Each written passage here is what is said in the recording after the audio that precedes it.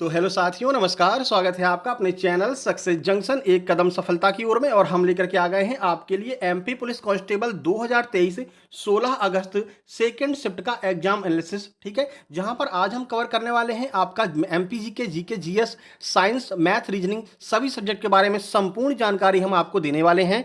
तो आपका भी अगली किसी भी शिफ्ट में एग्जाम है तो आप अपने प्रश्नों को अपने नाम के साथ में 7052547003 इस नंबर पर जरूर से जरूर सेंड कीजिएगा। यह केवल प्रश्न भेजने के लिए ही नंबर है। कोई और जानकारी चाहिए तो आप टेलीग्राम चैनल पर बात कर सकते हैं। ठीक है, चलिए आज के जो प्रश्न है वो हमें कपिल चौधरी जी ने भेजे हैं। ये यूपी के निवासी हैं, इनके 79 नंबर आए हैं। हेमंत भार्गव जी ने भेजे हैं, इनके 77 नंबर आए हैं। तो चलिए शुरुआत करते हैं। वीडियो को लाइक कर दीजिए, चैनल को सब्सक्राइब कर लीजिए, क्योंकि सबसे पहले सबसे ज्यादा प्रश्न आपका अपना चैनल सक्सेस जंक्शन ही लेकर के आता है। और आपको बता दें आज 4 प्रश्न आपके इकोनॉमिक्स के पूछे गए हैं। और इकोनॉमिक्स तो भाई अपना सब्जेक्ट है, तो चारों प्रश्न हमको मिल चुके हैं और चारों प्रश्नों के बारे में आज आपको सिंपल लैंग्वेज में हम समझाने वाले हैं। चारों प्रश्न हमने एक साथ लास्ट में रखे हैं, वो चारों प्रश्न समझा देंगे तो आप कभी जिंदगी में ही नहीं भूलेंगे। इतनी हम सिंपल लैंग्वेज में आपको वो चारों प्रश्न समझाने वाले हैं। ठीक है, तो वीडियो में अंत तक जरूर बने रहना। लास्ट में हम आपको आज के टॉप 5 स्कोर भी बताने वाले हैं कि इस शिफ्ट में टॉप 5 स्कोर क्या रहे हैं, साथ ही साथ में इस शिफ्ट का कट ऑफ कितना जाने वाला है। ठीक है, तो चलिए शुरुआत करते हैं। सबसे पहले बात करेंगे जीके, जीएस और एमपी जीके में आज का पहला प्रश्न क्या पूछा गया है। पहला प्रश्न है कृष्णा राज सागर बांध कहां पर स्थित है, या फिर कृष्णा सागर बांध कहां पर स्थित है। तो कर्नाटक में स्थित है कृष्णा सागर बांध। चलिए इस बांध के बारे में आपको संपूर्ण जानकारी दे देते हैं। देखिए, तो श्री कृष्णा राजा सागर बांध भारत के कर्नाटक राज्य में स्थित है। ठीक है, कब निर्माण हुआ था। बांध का निर्माण कार्य 1924 में शुरू किया गया था। किस नदी पर है, तो यह बांध कावेरी नदी पर स्थित है। यह भी आपको ध्यान रखना है। ठीक है, चलिए अब यहाँ पर योजना की शुरुआत करते हैं। तो यहाँ पर बांध बनना आपका शुरू हो चुका था, पर सरकार से योजना तो चाहिए, सरकार से पैसा तो चाहिए। तो ये इस योजना का कार्य एवं निर्माण एम विश्वेश्वरैया ने 1932 में शुरू किया था। इस बांध से कावेरी, हेमावती, लक्ष्मण तीर्थ नदियां आपस में मिलती हैं। ठीक है, इसी बांध पर आकर के ये तीनों नदियां आपस में मिलती हैं, तीनों नदियों का संगम होता है। ठीक है, चलिए भाई आगे बढ़ते हैं। ब्राह्मणों पर सबसे पहले जजिया कर किसने लगाया था। तो ब्राह्मणों की अगर बात होती है तो सुल्तान फिरोज शाह ने जो है ब्राह्मणों पर सबसे पहले जजिया कर लगाया था। अगर बात होती है कि भारत में जजिया कर किसने लगाया था, तो मोहम्मद बिन कासिम ने सबसे पहले लगाया था, पर ब्राह्मणों पर सुल्तान फिरोज शाह ने लगाया था। चलिए पूरी जानकारी आपको दे देते हैं। देखिए, तो सुल्तान फिरोज शाह तुगलक ने अपने क्षेत्र में सरिया की स्थापना की। उसने ब्राह्मणों पर जजिया लगाया और इसे एक अलग कर बना दिया। ब्राह्मणों पर लगने वाले जजिया कर को ही सरिया कहा जाता था। ठीक है, आगे बढ़ते हैं। देखिए, मुगल बादशाह अकबर ने 1564 में ब्राह्मणों पर लगाए जाने वाले जजिया कर को समाप्त कर दिया था। ठीक है, तो मुगल बादशाह अकबर ने इसको समाप्त कर दिया था, बाद में औरंगजेब ने इसको दोबारा चालू किया था। ठीक है ना, चलिए आगे बढ़ते हैं। मौर्यों ने गुजरात में कौन सी झील का निर्माण कराया था। तो सुदर्शन झील का निर्माण मौर्य सम्राटों ने जो है गुजरात में करवाया था। चलिए पूरी जानकारी आपको देते हैं इस प्रश्न के बारे में। देखिए, तो सुदर्शन झील गिरनार नामक पहाड़ी के मध्य सौराष्ट्र में स्थित है। ठीक है, इस झील का निर्माण मौर्य वंश के संस्थापक चंद्रगुप्त मौर्य के आदेश से उनके गिरनार में नियुक्त राज्यपाल पुष्यगुप्त वैश्य के द्वारा करवाया गया था। ठीक है, तो किसने करवाया था, आपको समझ में आ गया, चंद्रगुप्त मौर्य ने करवाया था। और जो काम धाम था वो पुष्यगुप्त वैश्य जो है इसका संभाल रहा था। ठीक है, देख रहे इनको ठेका दे दिया था, भाई तुम इसको जो है झील बना करके तुमको इतने दिन में कंप्लीट करके देना है। ठीक है ना, चलिए मौर्य काल के बाद में स्कंदगुप्त और रुद्रदामन ने इसका जीर्णोद्धार भी करवाया था। ये प्रश्न पूछा जा चुका है कि सुदर्शन झील का जीर्णोद्धार किसने करवाया था। तो रुद्रदामन का नाम आता है। ठीक है ना, क्योंकि इनके ही अभिलेख में इसके बारे में चर्चा की गई है। ठीक है भाई, चलिए आगे बढ़ते हैं। बक्सर युद्ध के बाद में जो बक्सर का युद्ध है वो कौन सी संधि से समाप्त हुआ था। सही आंसर है इलाहाबाद की संधि के द्वारा बक्सर का युद्ध जो है वो समाप्त हुआ था। देखिए, बक्सर की लड़ाई 22 और 23 अक्टूबर 1764 के बीच हेक्टर मुनरो के नेतृत्व वाली ब्रिटिश ईस्ट इंडिया कंपनी की सेना और 1764 तक बंगाल के नवाब मीर कासिम की संयुक्त सेनाओं के बीच में लड़ी गई थी। अवध के नवाब सुजाउद्दौला और मुगल सम्राट शाह आलम द्वितीय, यह लड़ाई बिहार के क्षेत्र के भीतर एक मजबूत किलेबंद शहर बक्सर में लड़ी गई थी। ठीक है, अब ये बक्सर वाला प्रश्न पहले भी आ चुका कि बक्सर की लड़ाई में अंग्रेजों की तरफ से कौन था। तो हेक्टर मुनरो था। ठीक है, ये एमपी पुलिस के ही एग्जाम में पहले पूछा जा चुका है। जो लोग लगातार एग्जाम एनालिसिस देखते रहते हैं हमारा, उनको बहुत फायदा मिलता है हमारे एग्जाम एनालिसिस का, क्योंकि एक एक प्रश्न के बारे में डिटेल में आपको जानकारी देते हैं और वही जानकारी देते हैं जो आपके लिए जरूरी है। फालतू की जानकारी भी नहीं देकर देते हैं या आप हमको वीडियो बहुत बड़ा बनाना है तो फालतू की जानकारी दें। एक भी जानकारी आपको फालतू की नहीं मिलेगी। और ना हम कोई किताब विताब छापते हैं कि किताब का प्रचार करते हो। ठीक है ना, चलिए 1765 में इलाहाबाद की संधि के द्वारा यह युद्ध जो है वो समाप्त हो गया था। ठीक है भाई, चलिए आगे बढ़ते हैं। अगला प्रश्न, भारतीय विनिमय बोर्ड अधिनियम कब लागू हुआ था। भारतीय विनिमय बोर्ड की स्थापना कब हुई थी? तो 12 अप्रैल 1988 को भारतीय विनिमय बोर्ड की जो है स्थापना हुई थी, ठीक है? देखिए, तो भारतीय प्रतिभूति और विनिमय बोर्ड, जिसे सेबी कहते हैं, security exchange board of India, Bharat में प्रतिभूति और वित्त का नियामक बोर्ड है। इसकी स्थापना 12 अप्रैल 1988 में हुई थी तथा सेबी अधिनियम 1992 के तहत वैधानिक मान्यता 30 जनवरी 1992 को प्राप्त हुई थी, ठीक है ना? तो जो एक्ट के द्वारा इसको मतलब वैधानिक मान्यता कब प्राप्त हुई थी? तो 30 जनवरी 1992 को। लेकिन स्थापना कब हुई थी? तो 12 अप्रैल 1988 को इसकी स्थापना हुई थी, ठीक है भाई? आगे बढ़ते हैं, अगला प्रश्न। अगला प्रश्न आया था, इनमें से कौन से दो घरेलू जानवर हैं जो दूध देते हैं? तो बड़ा नॉर्मल सा प्रश्न है, ऑप्शन आप देख करके कर सकते थे। गाय और बकरी हो गया, आपका भैंस हो गया, ये सब जो है दूध देते हैं, ठीक है ना? चलिए आगे बढ़ते हैं। सबसे पुरानी पर्वत श्रृंखला कौन सी है? 4 ऑप्शन आपको दिए गए थे, सतपुड़ा वगैरह दी गई थी, लेकिन सही आंसर आपका अरावली पर्वत श्रृंखला हो जाएगी। देखिए, तो भारत की भौगोलिक संरचना में अरावली प्राचीनतम पर्वत है। यह भी कहा जाता है कि यह संसार की सबसे प्राचीन पर्वत श्रृंखला है, जो राजस्थान को उत्तर से दक्षिण 2 भागों में बांटती है, अरावली पर्वत श्रृंखला, ठीक है?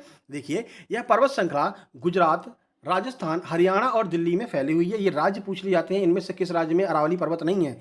तो ये 4 राज्य आपको याद रखने, इन 4 राज्यों में अरावली पर्वतमाला फैली हुई है। अरावली पर्वतमाला की सबसे ऊंची चोटी कौन सी है? तो सबसे ऊंची जो चोटी है वो गुरु शिखर है, और कहां पर है? माउंट आबू में यह गुरु शिखर स्थित है, ठीक है?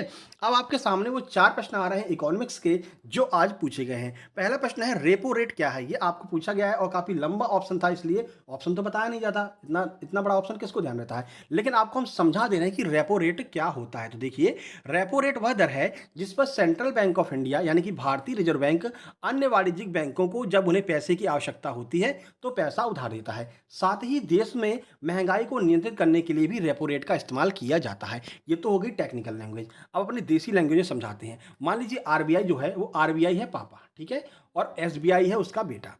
अब क्या है, एसबीआई को पड़ी पैसे की आवश्यकता। एसबीआई गया आरबीआई के पास में, बोला आरबीआई हमारे पिताजी हमें थोड़ा पैसा दे दीजिए, इसके बदले में आप हमसे कुछ ब्याज ले लेना। आरबीआई कहता है बिल्कुल, हम इसलिए तो बैठे हैं बेटा तुम्हारे, ठीक है ना, हम असली वाले पापा हैं नहीं, बस रिश्ते में हम तुम्हारे बाप लगते हैं, ठीक है ना। तो फिर आरबीआई क्या करता है, इनको जो है पैसा दे देता है उधार। मान लीजिए 50 लाख रुपए दे दिया, लेकिन बोल दिया देखो भाई ऐसा है, इस 50 लाख रुपए हम कुछ आपसे मतलब कि वो लेंगे, क्या कहते हैं आपका, कुछ प्रतिशत आपसे ब्याज लेंगे। एसबीआई बोला ठीक है, अभी मुझे जरूरत है, आप पैसे दो, फिर बाद में देखते रहेंगे, ठीक है ना। तो जिस ब्याज पर ये पैसे देता है उसी ब्याज को रेपो रेट कहते हैं। अब क्या हुआ, अब मान लीजिए एसबीआई, आपके एसबीआई ने कर ली बहुत कमाई, ठीक है, ये रहा आरबीआई, ये रहा एसबीआई। एसबीआई ने कर ली उस पैसे से बहुत कमाई। अब एसबीआई के पास में हो गया बहुत ज्यादा पैसा। अब एसबीआई कह रहा है यार इस पैसे का क्या करें। एसबीआई कहता है कि पापा जी ऐसा है, आप हमारे पैसे को रख लीजिए, उसके बदले हमें कुछ ब्याज दे दीजिए। आरबीआई कहता है ठीक है, ब्याज तो दे देंगे, लेकिन कम, जो हम जिस रेट पर आपने हमसे लिया था उस रेट पर नहीं लेंगे भाई, उससे कम रेट पर लेंगे। एसबीआई कहता है यार पैसा पड़ा पड़ा सड़ ही रहा है, क्या करते हैं, इसको दे ही देते हैं। तो एसबीआई क्या करता है, इसको पैसा दे देता है। ऐसे में जो आरबीआई इसको जो मतलब जो रेट ऑफ इंटरेस्ट देता है उसको हम ट्रिपल आर कहते हैं, यानी कि रिवर्स रेपो रेट कहते हैं। जब इसके पास ज़्यादा पैसा होगा आरबीआई को देगा, आरबीआई इस पर जो ब्याज देगा उसे रिवर्स रेपो रेट कहते हैं। उम्मीद करते हैं रेपो रेट और रिवर्स रेपो रेट दोनों में अंतर आपको समझ में आ गया होगा, और इसकी पूरी जानकारी आपको हमारे इकोनॉमिक्स वाले वीडियो में देखने को मिल जाएगी। सर्च कर लेना इकोनॉमिक्स बाय सक्सेस जंक्शन। वैसे कल हम वीडियो लेकर के आने ही वाले हैं आरबीआई और इकोनॉमिक्स का, आपका सीआरआर एसएलआर ये सब क्या होता है, ठीक है ना। चलिए अगला प्रश्न आपका देखो, एसएलआर का पूछा गया था, आज के प्रश्न है ये 4 प्रश्न आपका इकोनॉमिक्स के आए हैं। एसएलआर क्या है? एसएलआर का फुल फॉर्म होता है आपका वैधानिक तरलता अनुपात, ठीक है, स्टैचुरी लिक्विडिटी रेशियो। देखिए क्या होता है, तो वैधानिक तरलता अनुपात यह बैंकों के पास उपलब्ध जमाओं का वह हिस्सा होता है जो कि उन्हें अपनी जमाओं पर लोन जारी करने के पहले अपने पास रख लेना अनिवार्य होता है। ये फिर से टेक्निकल लैंग्वेज हो गई सर, जो हिंदी में मतलब एक सिंपल लैंग्वेज में समझा दीजिए। तो सुनिए, मान लीजिए कि आपका एसबीआई है, ठीक है। अब एसबीआई को क्या है कि कुछ लोन देना है, मान लीजिए किसान को लोन देना है या फिर बड़े बड़े व्यापारियों को लोन देना है, लेकिन आरबीआई कहता है सुनो ऐसा है, तुम्हारे पास 100 रुपये है ना, ये 100 रुपये पूरे नहीं दोगे तुम लोन में, तो 100 में से 26 रुपये आपको अपने पास रखने पड़ेंगे। मैं इसका क्या करूँगा, मैं तो सारा लोन नहीं दोगे, 26 रुपये अपने पास में रखोगे। इसके अलावा जो बचता है उसमें भी सीआरआर आप रखोगे, एसएलआर आप रखोगे। ये सब रखने के बाद में जब तुम्हारे पास में जितना पैसा बचेगा उसको तुम लोन में दे सकते हो। तो भाई अगर एसबीआई के पास में 100 रुपये आते हैं ना, इन 100 रुपये में सब बेचारा मुश्किल से जो है 20 या आप कह सकते हैं 40 रुपये जो है वो लोन दे सकता है, बाकी तो फिर ऐसे ही रखवा लेता है आरबीआई, ठीक है ना।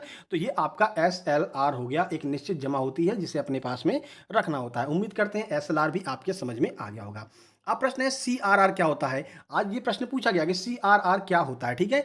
चलिए देख लेते हैं। तो बैंकिंग नियमों के तहत हर बैंक को अपने कुल कैश का या फिर कहें नगद का एक निश्चित हिस्सा रिजर्व बैंक के पास में रखना होता है। इसे ही कैश रिजर्व रेशियो या फिर सीआरआर या नगद आरक्षित अनुपात कहा जाता है। इसके बढ़ने का मतलब है कि बैंकों को आरबीआई के पास ज़्यादा कैश रखना होगा और कम करने का मतलब है कि आरबीआई के पास में कम कैश जमा करना होगा। फिर से टेक्निकल लैंग्वेज, चलिए देसी लैंग्वेज में समझ लेते हैं। देखिए सीआरआर क्या होता है। कैश रिजर्व रेशियो एक ऐसा रेशियो होता है, जैसे मान लीजिए एसबीआई ने आज दिन भर में एसबीआई ने मान लीजिए 10 रुपए का जो है, मान लीजिए 10 रुपए का व्यापार किया आज दिन भर में, ठीक है। इस 10 रुपए के व्यापार को हम कहते हैं एनडीटीएल। इसको क्या कहते हैं? एनडीटीएल, यानी कि एक दिन में जो व्यापार किया जाता है उसे हम एनडीटीएल कहते हैं। इसका 4% जो है वो आरबीआई कहता है तुमने दिन भर में जितना व्यापार किया ना उसका 4% भी तुमको हमारे पास में रखना होगा। क्यों? दादागिरी है, दादागिरी कह लो या कुछ भी कह लो, 4% दिन भर में जो कमाए उसको हमको दो। तो 4% जो है ये जो है आरबीआई को देना पड़ता है किसी भी बैंक को, इसको हम सीआरआर कहते हैं और ये पर डे के हिसाब से आरबीआई के पास में जमा करना होता है, ठीक है। तो उम्मीद करते हैं सीआरआर भी आपके समझ में आ गया होगा, ठीक है। चलिए कल हम पूरा डिटेल में समझा देंगे और भी जो प्रश्न यहाँ से बनते हैं, ठीक है ना। चलिए अगला प्रश्न है मुद्रास्फीति का महंगाई पर क्या प्रभाव पड़ता है। ये 4 प्रश्न आज आपके एग्जाम में पूछे गए थे। तो मुद्रास्फीति बढ़ने पर महंगाई बढ़ जाती है। कैसे बढ़ जाती है आइए समझ लेते हैं। तो मुद्रास्फीति के कारण वस्तुओं तथा सेवाओं की कीमतें बढ़ती हैं, जिसका प्रभाव निश्चित आय वर्ग पर पड़ता है। इस प्रकार मुद्रास्फीति के कारण निश्चित आय वर्ग को नुकसान उठाना पड़ता है। मुद्रास्फीति का कृषक वर्ग पर अनुकूल प्रभाव पड़ता है, क्योंकि कृषक वर्ग उत्पादन करता है तथा मुद्रास्फीति के दौरान उत्पादन की कीमतें बढ़ जाती हैं। फिर से technical language sir, simple language में समझाइए। देखिए मुद्रास्फीति में क्या होता है, जब मुद्रास्फीति आपकी बढ़ती है, मान लीजिए आज मुद्रास्फीति बढ़ गई यानी कि आपकी महंगाई बढ़ गई। कैसे? मान लीजिए कल को आपको 4 रुपए का पार्ले जी मिलता था, आज मुद्रास्फीति बढ़ गई, आज आपको 5 रुपए का पार्ले जी मिल रहा है। तो क्या होगा कि जो वस्तुओं की कीमतें हैं वो बढ़ जाती हैं, ठीक है ना। इससे क्या होगा, महंगाई भी आपकी बढ़ जाएगी। अब मान लीजिए किसी को 40,000 रुपये महीना मिल रहा है, ठीक है, एक फिक्स उसको सैलरी मिल रही है, उसके लिए घाटे की बात हो गई। क्यों? क्योंकि 5 रुपये यानी कि चीज़ें महंगी हो गई, इसके लिए तो घाटे की बात हो गई। लेकिन वहीं पर अगर किसान जो हो गया आपका, किसान हो गया, किसान के अलावा जो बिस्कुट फैक्ट्री वाला मालिक जो हो गया, इसके लिए तो फायदे की बात होगी ना। क्यों? क्योंकि चीज़ें बढ़ी हैं, ये और उत्पादन करेगा और कमाएगा। तो जो लोग कृषक वर्ग होते हैं उनको फायदा होता है और जो फिक्स सैलरी वाले होते हैं उनको घाटा होता है। लेकिन कुल मिलाकर कहें तो मुद्रास्फीति बढ़ने से जो आपकी महंगाई होती है वो बढ़ जाती है। उम्मीद करते हैं 4 के चारों प्रश्न आपको अच्छे से समझ में आ गए होंगे। समझ में आ गए हो तो कमेंट बॉक्स में कमेंट करके जरूर बताइएगा। वैसे कल हम इकोनॉमिक्स की वीडियो सुबह लेकर के आने वाले हैं। चलिए अब बात कर लेते हैं मैथ्स की। तो मैथ में आज आपसे एक प्रश्न पूछा गया था, एक आयताकार खेत जिसकी लंबाई और चौड़ाई क्रमशः 10 मीटर और 15 मीटर है, के बीच में 1 सेंटीमीटर 1 मीटर कह लें 1 मीटर का रास्ता निकाला जाता है। तो रास्ते को छोड़ करके उस खेत का आपको क्षेत्रफल बताना था। यह प्रश्न पूछा गया था। 2000 की जनसंख्या वाले गांव की जनसंख्या कोरोना बीमारी की वजह से 2 वर्ष यानी शुरू के 2 वर्ष 10% प्रतिवर्ष की दर से घटती है। तो बताइए वर्तमान में कुल जनसंख्या कितनी होगी, ठीक है। अगला प्रश्न मिश्रा अनुपात से 2 प्रश्न आपके पूछे गए हैं आज। पार्टनरशिप से एक प्रश्न पूछा है, डिस्काउंट से 2 प्रश्न पूछे हैं, जिसमें पेन की कीमत बढ़ जाती है घट जाती है, ऐसे वाले प्रश्न आए थे। एक आपका टॉफी वाला प्रश्न आता है कि 9 रुपए कितनी टॉफियाँ आती हैं, तो बताइए कैसे, ऐसे वाले जो प्रश्न आते हैं वो 2 प्रश्न पूछे गए थे, ठीक है। एलसीएम एचसीएफ से 2 प्रश्न आपके पूछे गए हैं, 2 प्रश्न परसेंटेज से पूछे हैं। घातांक एवं करनी से एक प्रश्न पूछा है। आज विभाज्यता के जो नियम आए हैं वहां से प्रश्न पूछा गया है। 12, 4, 8 और 22 ये चारों के विभाज्यता नियम पूछे गए हैं। 4 प्रश्न आज पूछे गए थे, ठीक है। कंपाउंड इंटरेस्ट से 5 प्रश्न पूछे गए हैं, जिनमें एक प्रश्न आपका किस्त वाला भी पूछा गया है, ठीक है। इसके अलावा प्रॉफिट और लॉस से 2 प्रश्न पूछे गए हैं। सिंप्लीफिकेशन से 2 प्रश्न पूछे गए हैं। दोनों प्रश्न आपके कैलकुलेटिव से टाइम टेकिंग वाले प्रश्न थे, ठीक है। मिक्सचर एलिगेशन से भी 2 प्रश्न आपके पूछे गए हैं। एज यानी कि आयु से 2 प्रश्न आपके पूछे गए हैं। आयत का क्षेत्रफल एक प्रश्न है जो हमने शुरू में ही बता दिया आपको। मेंसुरेशन से 2 प्रश्न पूछे गए हैं। आपको अगर मेंसुरेशन यानी कि ट्रेपेजियम का जैसे क्षेत्रफल पूछा था, अगर आपको क्षेत्रफल याद होगा तो आप मतलब कि सूत्र याद होंगे तो आप आसानी से प्रश्नों को सॉल्व कर सकते हैं। 2 प्रश्न एवरेज के और 2 प्रश्न आपके रेशियो एंड प्रपोर्शन से भी आज पूछे गए थे। चलिए आगे बढ़ते हैं, बात कर लेते हैं रीजनिंग की। तो रीजनिंग में आपके सिटिंग अरेंजमेंट के 2 प्रश्न आए थे। 4 लोगों को बैठा करके ताश खिलाया जा रहा था और उसी में बोल रहे थे भाई ये इसके दाएं हैं इसके बाएं हैं, आसानी से आप सॉल्व कर सकते थे, ठीक है। ब्लड रिलेशन के 5 से 6 प्रश्न आ रहे हैं, जिसमें से एक प्रश्न पूछा था राजू के बहन के ससुर के पुत्र से राजू का क्या संबंध है। इसका आंसर आप कमेंट बॉक्स में कमेंट करना, ठीक है, कि क्या रिलेशन यहाँ पर निकल रहा है। 2 प्रश्न आपके आज डायरेक्शन के पूछे गए थे। 2 प्रश्न डायरेक्शन के, आइदर और नाइदर नॉर वाले जो प्रश्न होते हैं ना, या तो ये या तो वाले, वो 4 प्रश्न पूछे थे। एक आपका एडवांस लेवल का था। मिसिंग लेटर से 3 प्रश्न पूछे गए हैं। ABCD लिखी रहती है, बीच में गायब कर देते हैं, आप उसका ग्रुप बना करके आसानी सॉल्व कर लेते हैं। जो बीच में जो लेटर गायब होता है उसको आप भर देते हैं, ठीक है। तो ऐसे आपके 3 प्रश्न पूछे गए थे। वहीं रैंकिंग के भी आपके 3 प्रश्न पूछे गए थे, ऊपर से कौन से क्रम पर है, नीचे से कौन से क्रम पर है। मिरर के 6 प्रश्न पूछे गए थे मिरर इमेज के। आज आपका वाटर इमेज नहीं पूछी थी, केवल मिरर इमेज के 6 प्रश्न। कोडिंग डिकोडिंग के 2 प्रश्न पूछे गए थे। मिरर इमेज की भी हम कल वीडियो लेकर के आने वाले हैं, कुछ ट्रिक्स आपको बता देंगे तो आप आसानी से सॉल्व कर लेंगे मिरर इमेज को देखते ही, ठीक है। इसलिए चैनल को सब्सक्राइब कर लेना, क्योंकि हम केवल आपको एग्जाम एनालिसिस नहीं कराते हैं, जो टॉपिक नए पूछे जा रहे हैं या फिर ज़्यादा पूछे जा रहे हैं उनके ऊपर हम ट्रिक वाली वीडियो भी बना देते हैं, ठीक है ना। सीरीज के 2 प्रश्न, वर्णमाला के 2 प्रश्न, साइलॉग यानी कुछ कुत्ते बिल्ली हैं, कुछ बिल्डिंग ऐसी हैं वैसी हैं, ऐसे करके जो था वो आपके 2 प्रश्न पूछे गए थे। न्याय एवं निगमन से भी 2 प्रश्न पूछे थे कि एक दादी हैं, इनको खट्टी मिठाई खाती हैं, बताइए इनको शुगर हो जाएगा कि नहीं होगा, ऐसे करके जो होता है वो आपके 2 प्रश्न पूछे गए थे, ठीक है। तो ये आपका पूरा एग्जाम एनालिसिस हो गया। ओवरऑल की बात कर लेते हैं। ओवरऑल जीके जीएस को मिलाकर के 22 प्रश्न पूछे गए थे। साइंस के 14 प्रश्न, जिसमें 8 प्रश्न आपके बायोलॉजी के पूछे थे। मैथ्स के 24 प्रश्न ही पूछे गए थे और आज 40 प्रश्न आपके रीजनिंग के पूछे गए हैं, यानी कि रीजनिंग के प्रश्न आज ज़्यादा हो गए हैं, ठीक है। चलिए टॉप 5 स्कोर की बात कर लेते हैं। तो देखिए 87, 84, 82, 79, 67, 64 ये आज के टॉप 5 स्कोर देखने को मिले हैं। वहीं अगर कट ऑफ की बात करते हैं तो कट ऑफ किया जा सकता है, तो इस शिफ्ट का कट ऑफ भी आपका लगभग 73, 72 प्लस जा सकता है आपके क्या कहते हैं नॉर्मलाइजेशन के बाद में। इस बार पेपर को सरल क्यों बनाया जा रहा है आपको पता है, क्योंकि फिजिकल भी होने वाला है, फिजिकल के नंबर भी ऐड होंगे, इसलिए आपको एग्जाम सरल देखने को मिल रहा है। अब आगे क्या होता है ये आपको तभी पता चलेगा जब आप चैनल को सब्सक्राइब कर लेंगे और डेली एग्जाम एनालिसिस देखते रहेंगे, तो आपको धीरे धीरे अंदाजा पड़ता रहेगा। सजेशन क्या दे सकते हैं, तो भाई प्रीवियस ईयर पर ज़्यादा ध्यान देना, हमने पहले भी आपको बताया है। लूसेंट का विविध अच्छे से पढ़ करके जाना, टेक्स्ट बुक की टेस्ट लगा कर जाना, ठीक है। झील और जो नदियों वाला टॉपिक है उस पर आज सुबह हमने वीडियो बना दिया, पहली वीडियो वही अपलोड की थी, उसको जरूर देख करके जाना, ठीक है। पादप जगत पर वीडियो बना दी है भाई, उसको भी देख करके जाना। पादप जगत का वर्गीकरण, वहां से भी 2-3 प्रश्न डेली आ रहे हैं, ठीक है।